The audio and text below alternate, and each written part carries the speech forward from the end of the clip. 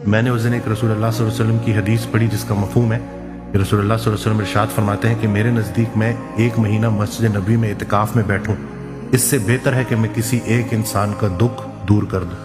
یعنی کہ کسی ایک انسان کو اگر آپ نے کوئی آسانی پہنچا دی، ہم تو اپنی نگاہوں سے اپنے مال سے لوگوں کو نقصان میں پہنچا رہے ہوتے ہیں، اگر ہم دوسروں کی عزت پہ نظر ڈال رہے ہیں تو ہماری عزت کس کے حوالے؟